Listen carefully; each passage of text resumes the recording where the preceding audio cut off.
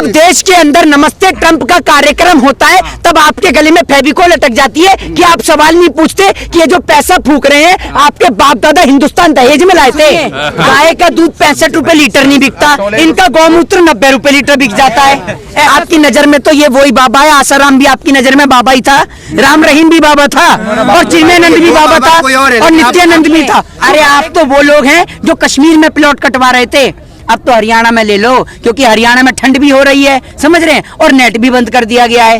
और चैनल के तो सारे पत्रकारों को आदत हो गई है, सारे पत्रकारों को। कोई पत्रकार कहता है मुझे क्रिकेट कंट्रोल बोर्ड में मेंबर बनना है, तो कोई पत्रकार कहता है मुझे राज्यसभा सांसद बनना है। कि क्रिकेटर बिके, पत्रकार बिके, और बिक गए बड़े बड़े एक्टर। बिना बिके सरकार की छाती पे खड़ा है देश के किसान। तेंदुलकर उन्होंने कहा ये हमारा आंतरिक मामला है, बाहरी लोग उपद्रवी क्यों बोल रहे? तो एक बात आप मुझे बताइए, आपके मुंह पर एल्फी लग गई थी या आपके गले में फेविकोल मरीन का मजबूत जोड़ अटक गया था? कि जब देश के अंदर नमस्ते ट्रंप का कार्यक्रम होता है तब आपके गले में फेविकोल अटक जाती है कि आप सवाल नहीं पूछते कि ये जो पैसा फूक रहे हैं आपके बाप दादा हिंदुस्तान दहेज में लाए थे। आपने क्यों नहीं पूछा? या ये पैसा आपने चाय बेच के कमाया है? ये पैसा इस देश की गरीब जनता का है, उस गरीब जनता का जो नमक तेल रोटी खाकर देश की जनता को कर वसूलती है, टैक्स देती है, समझ रहे? अंबानी और अडानी, एक बात मुझे बताइए, अंबानी, अरे सुन तो लीजिए, अंबानी और अडानी का बिजनेस के अंडमान निकोबार द्वीप पे चल रहा है, वो भी तो भारत देश के नागरिक से कमा रहा है। या मुझे बता दीजिए अंडमान निकोबार द्वीप पे चल रहा हो तो तब मैं समझ रहा हूँ कि चलो मोदी जी को भेज दी है। अंबानी और अडानी भी तो देश से कमा रहे हैं, या वो विदेश से कमा रहा है? व्यापारी है, देश में व्यापार कर रहे हैं, दिक्कत किसका? तो मना किसने करा है देश में व्यापार करने के लिए? किसने मना करा है देश में व्यापार करने के लिए? अंबानी अडानी का विरोध कर रहे हैं, इससे सवाल बनता है ना। एक बात आप मुझे बताइए, आप कह रहे हैं विरोध, किसान के आप खेत के अंदर टावर लगा देते हैं, ठीक है, और आप किसान को 1 रुपया नहीं देते। आपकी घर की छत पे टावर लगा दूं और आपको 1 रुपया ना दूं तो कैसा लगेगा? लगाऊं आपकी छत पे? एक्सेप्ट करते हैं? बताइए, लगा दूं आपकी घर की छत पे टावर? अरे सुनिए ना, लगा दूं आपकी घर की छत पे टावर? जब आपने बिजली का प्राइवेटाइजेशन कर दिया तो आपको देश के किसान के, जब आप खेत में टावर लगाते हैं तो आपको उसको पैसा नहीं देना चाहिए? व्यापार करने को किसने मना करा है?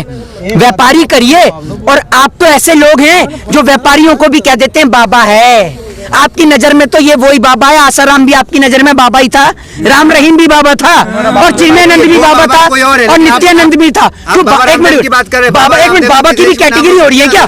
बाबा की भी कैटेगरियां हो रही है क्या? कि भैया ये ए ग्रुप में आता है, ये बी ग्रुप में आता है, ये सी ग्रुप में आता है, ये डी ग्रुप में आता है, ये सर्टिफिकेट बट रहे हैं। आप मुझे ये बताइए ना, बाबाओं के सर्टिफिकेट बट रहे हैं क्या? कि आइए आसाराम आप ए नंबर पे आते हैं, राम रहीम आप बी नंबर पे आते हैं। आप मुझे बताइए ना, बाबा रामदेव कौन से नंबर पे आते हैं? स्वदेशी अपनाया, देश को मैसेज दिया स्वदेशी अपनाने के लिए, इसमें दिक्कत क्या है? स्वदेशी के अपनाना, स्वदेशी अपनाते हैं तो एक बात मुझे बताइए, स्वदेशी अगर आप अपना ही रहे हैं, इतना ही अपना रहे हैं, तो कंप्यूटर में आप काहे नहीं लगाते भैया?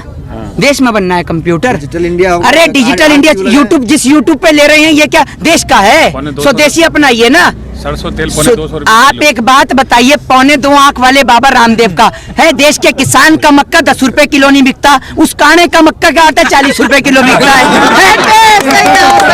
गाय का दूध, सुनिए, गाय का दूध 65 रुपए लीटर नहीं बिकता, इनका गौमूत्र 90 रुपए लीटर बिक जाता है। ऐसा स्वदेशी लेंगे? आपको गाय के दूध की जगह सुबह सुबह गौमूत्र डकारवाऊं? डकारेंगे? कहीं ना कहीं आप अकेले तो पड़ गए ना, कोई साथ नहीं आपके, ना तो कोई सेलिब्रिटी आपके साथ है, तो किसान तो अकेले पड़ गया ना। वाह वाह भाई वाह, किसान एक मिनट रुको, किसानों से किसान अकेले पड़ गया। आपको दिखा नहीं दे रहा? आप कह रहे हैं अकेले हैं? ये क्या, ये आपको डोनाल्ड ट्रंप नजर आ रहे हैं, ये आपको जिनपिंग नजर आ रहा है, या फिर आपको ये अंबानी अडानी नजर आ रहे हैं, या फिर आपको इसमें कमला हैरिस नजर आ रही है, या कोई और नजर आ रहा है, या ये जो बाइडेन नजर आ रहा है? ये बताइए ना। देश के मुख्य चेहरा जो भी है वो तो आपके खिलाफ है ना। आपकी नजर में एक ही मुख्य चेहरा है? एक ही मुख्य चेहरा है प्रधानमंत्री का। अक्षय कुमार, कंगना रनौत, सचिन तेंदुलकर, सारे तो आपके खिलाफ। वाह भाई, आप एक बात मुझे बताइए, जिनकी आप बात कर रहे हैं वो नहीं दिखाया जिन्होंने पक्ष में बोला है? उनके लिए नहीं दिखाते आप जो पक्ष में बोलते हैं। बोले ना वो लोग बोले, बाहर कौन के बोले लोग हैं? आप उस देश की बात कर रहे हैं जिसके अंदर आप स्वच्छ भारत की बात करते हैं शौचालय के नाम पर। आज के टाइम पे तो अगर गरीब आदमी की जेब में 5 रुपए ना हो तो वो बेचारा शौचालय में भी ना जा पाए। समझ रहे हो? इसलिए तो 2.5 करोड़ शौचालय बनवाया कि 5 रुपए ना देना पड़े। है चले मेरे आपके साथ चलूंगा लेकर ग्राउंड रिपोर्ट कराने के लिए। 5 रुपए लेते हैं हर शौचालय में। गरीब आदमी से आपने शौचालय में भी बैठना, और आपकी आदत इतनी खराब हो गई है कि अगर नरेंद्र मोदी जी के शौचालय में आप घुस जाए तो कहते हैं गोल्ड निकल गया। आपकी इतनी आदत खराब है, समझ रहे? तो आदत सुधारिए, आदत सुधारिए, समझ रहे हैं? और जो गलत है उसका विरोध करिए और जो सही है उसका साथ दीजिए। गलत आदमी का विरोध कर रहा है देश का किसान। कहते हैं सरकार घमंड में है, अड़ियल रवैया अपना रही है, लेकिन मोदी जी तो कहे हैं कि हम फोन कॉल की दूरी में है, तो घमंड में किसान है या घमंड में सरकार है? कौन घमंड में? मोदी जी ने कह रही है कॉल की दूरी पे। तो आप एक बात मुझे बताइए, मोदी जी से आप बात कराएंगे या मेरे को जाना पड़ेगा पीएम कार्यालय नंबर लेने के लिए, या गूगल पे आ जाता है? मैंने सर्च नहीं करके देखा, कहेंगे तो कर भी लूंगा, एक बार देख ही लूंगा। मेरे ख्याल से कहीं गूगल पर डाल दिया। डिजिटल इंडिया है भैया, प्रधानमंत्री को वीडियो कॉल क्या करनी आ गई, पूरे देश में डिजिटल इंडिया बन गया, आप ये समझ लीजिए। और इतना बेहतरीन डिजिटल इंडिया है कि कहीं कहीं तो नेटवर्क सेवा ही बंद कर दी गई है, नेट सेवा। सुनिए, अरे आप तो वो लोग हैं जो कश्मीर में प्लॉट कटवा रहे थे, अब तो हरियाणा में ले लो, क्योंकि हरियाणा में ठंड भी हो रही है, समझ रहे हैं? और नेट भी बंद कर दिया गया है और किसानों को परेशान किया ही जा रहा है। तो आप हरियाणा में ही ले लो, कश्मीर में नहीं ले पाए तो वहां क्यों नहीं लेते प्लॉट?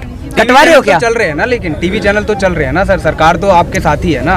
टीवी चैनल के तो सारे पत्रकारों को आदत हो गई है, सारे पत्रकारों को। कोई पत्रकार कहता है मुझे क्रिकेट कंट्रोल बोर्ड में मेंबर बनना है, तो कोई पत्रकार कहता है मुझे राज्यसभा सांसद बनना है। तो आज के टाइम में सारे पत्रकारों में होड़ लगी पड़ी है कि कौन पहले क्रिकेट कंट्रोल बोर्ड में मेंबर बनेगा या राज्यसभा सांसद बनेगा।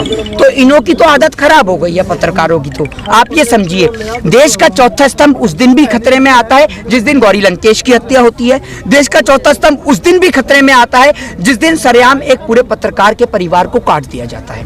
देश का चौथा स्तंभ उस दिन भी खतरे में आता है जब किसानों को दिखाने वाले पत्रकारों को अरेस्ट कर लिया जाता है। आप इतनी आलोचना कर रहे हैं, लेकिन कल आपने अगर न्यूज देखा होगा तो एक सुप्रीम कोर्ट के जज हैं जिन्होंने तारीफ की, दूरदर्शी नेता बताया मोदी को, कहा कि वर्ल्ड में अच्छा। हाँ, तो आपने ये नहीं देखा कि कई लोगों को कैसे कुर्सी भी मिली है ना? तो अगर तारीफ नहीं करेंगे तो कुर्सी कैसे मिलेगी? मुझे तो आपको लग रहा है कि आप भी संबित पात्रा के भैया हो रहे हैं, समझ रहे हैं? क्योंकि वो भी 24 घंटे उसका भी यही काम था। 24 घंटे उसने न्यूज चैनल पे बैठ के मोदी मोदी मोदी मोदी मोदी मोदी रप कर उसने OMGC में डायरेक्टर बन गया।